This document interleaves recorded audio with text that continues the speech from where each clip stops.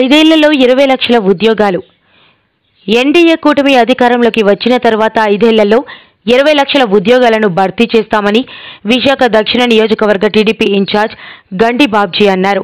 Visakha party కార్యాలయంలో ఆయన మాట్లాడుతూ వైసీపీ ప్రభుత్వం నిరుద్యోగులను మోసం చేసిందని విమర్శించారు. అర్హత కలిగిన ప్రతి కుటుంబానికి ఏడాదికి 3 గ్యాస్ సిలిండర్లు ఉచితంగా అందజేస్తామన్నారు.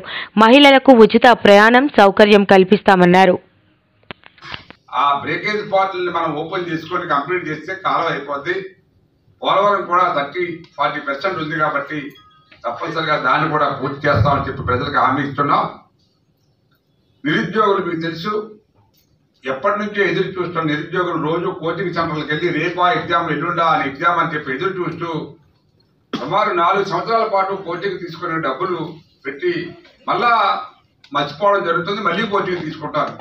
వీళ్ళు ఎప్పుడు అనౌన్స్ చేయడం ఉన్నదే జాబ్ క్యాలెండర్, ప్రతి దాని వల్ల జాబ్ క్యాలెండర్ అనౌన్స్ చేస్తామని చెప్పి ఎన్నో ఉద్యోగాలు ఇస్తామని చెప్పిన మహానుభావుడు మోసం చేసి ఈవేళ నిరుద్యోగులను అందరినీ కూడా నట్టేట్లో ముంచాడు. చాలా మంది ఈవేళ ఖాళీగా తిరుగుతూ ఉన్నారు.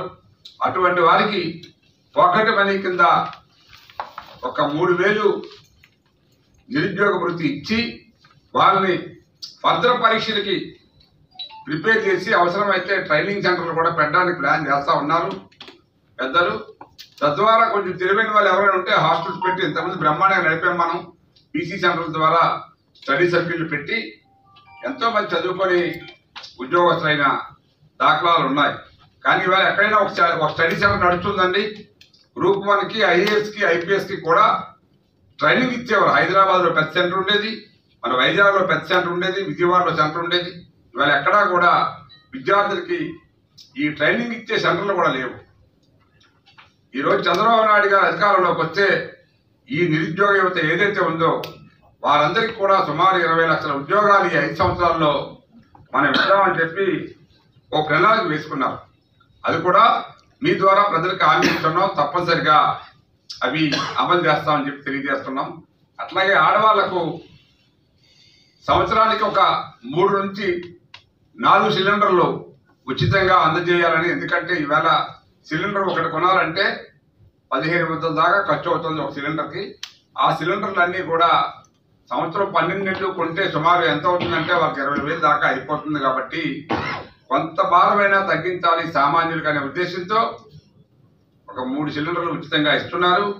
మరి ఏదైతే ఆడవాళ్ళు ఎంప్లాయీస్ అవనివ్వండి, పని చేసుకున్న వాళ్ళు అవనివ్వండి, లేదా గృహిణులు అవనివ్వండి, ఏదైనా పని మీద మన డిస్టిక్లో ఎక్కడ తిరిగినా మరి ఆర్టీసీలో ఉచిత ప్రయాణం కల్పిస్తున్నారు.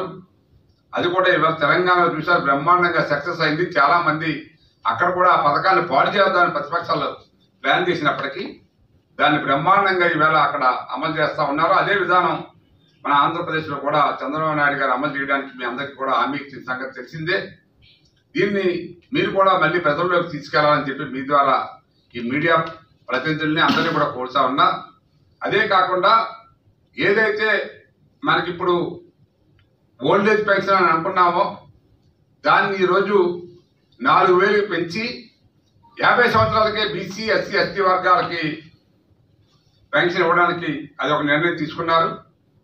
దానివల్ల కూడా చాలామంది పేదవాళ్ళు ఎవరైతే వర్క్ చేసుకోలేరో, మనం వర్క్ చేసుకున్న వాడికి పర్వాలేదు కానీ వర్క్ చేసుకోలేని వాళ్ళకి చాలా మంచి ఉపయోగం. అట్లాగే ఇంట్లో